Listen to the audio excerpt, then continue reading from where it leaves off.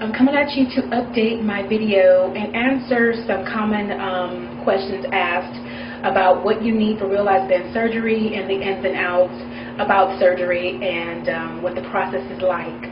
I get these questions a lot, and I wanted to go ahead and answer them all here. So first question is, how do I stop drinking water before and after meals? Well, for me, it came naturally. You know, I just know that they say that if you drink water, it washes the food away with the band, because the purpose of the band is to keep you full for a longer period of time. Whereas if you drink water before the 30-minute time interval, it will wash the food away. That is what's said. Some people differ in their opinion, but this is what the most books say. So you're supposed to stop drinking. I stop drinking my water right before I eat.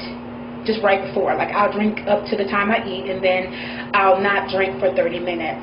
This might, it seems harder than what it really is. It's really not that difficult, guys, just to not drink water after you eat for 30 minutes.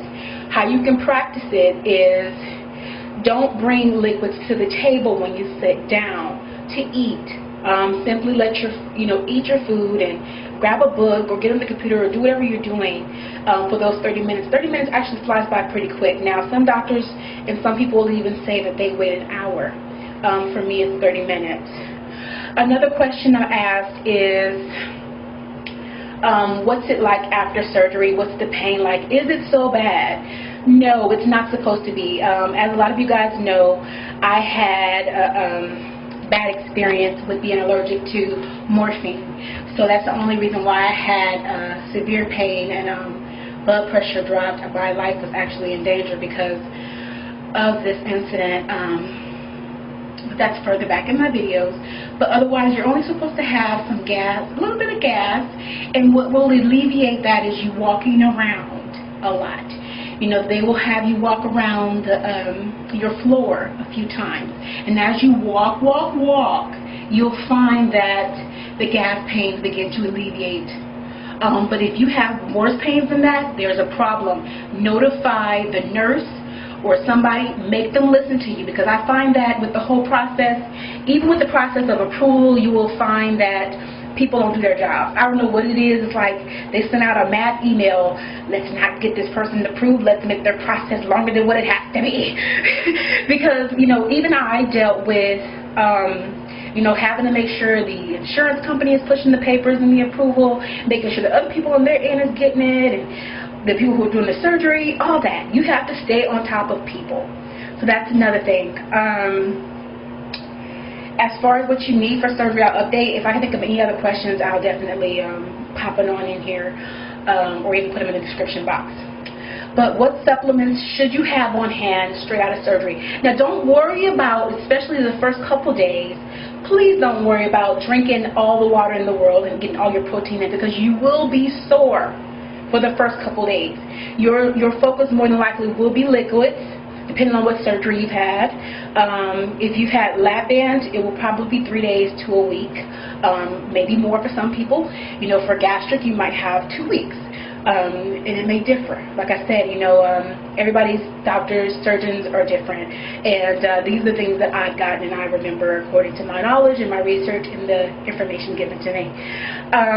So this is what you're going to need. You're going to need a good calcium supplement with vitamin D. So I take Reactive. It's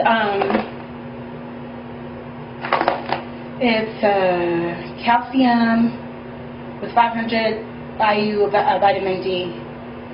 There's 100 soft cheese. I do 2 of these a day, 2 to 3 of these a day. You're going to need fiber supplement. I use the fiber gummies. I have these from CVS. These are like my backups to my, these are my backups to my other ones that I have here. You can simply buy them. Now, these are chewable. Chewable ones are known to be more dissolvable.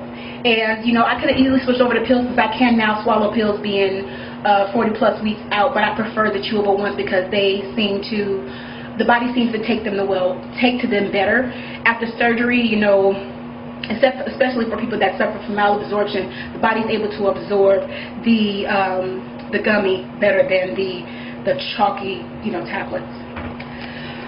You're also going to need a good multivitamin. Now, bariatricadvantage.com is a good site, you know, for bariatric surgery, and that's the best supplement you will ever get. That's my opinion. But if you can't, these are good as well. I use these, Your Life multivitamins by Nature's Bounty. They're really, really good. I just take 2 a day. I also take biotin. You don't want to lose any of your hair. You don't want to lose any of your hair, so I take 1,000 micrograms of biotin a day. Okay, you're going to need a subbilingual supplement.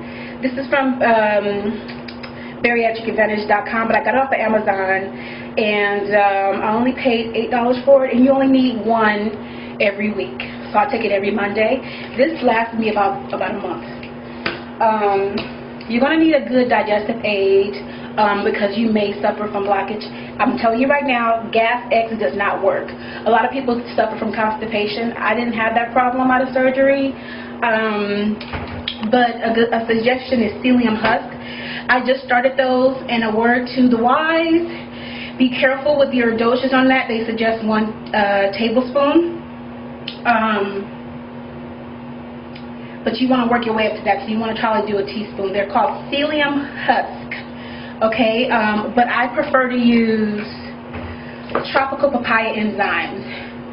They break down your food just as well, and they're just as helpful, because like I said, I haven't had any problems out of surgery myself. And I also took it upon myself to buy a B complex. This is great for energy, overall energy. I take it every day, 2 a day. I also personally suggest drinking peppermint tea. That's going to help soothe and deal with the soreness that you're going to have after surgery.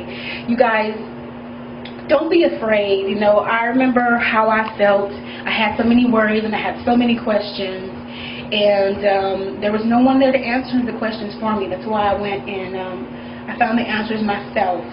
And you know, any questions you guys have, feel free to leave them below. I hope this video has been a help. I think I answered all the questions. Also, too, when you go to the hospital, it's good to have 2 people, just in case something should happen. You know, you need somebody there to help you, and you need people to be able to kind of change shifts, so to speak, because when I was in the hospital, my husband had to do it all by himself, and, you know, the poor guy, because I was in so much pain.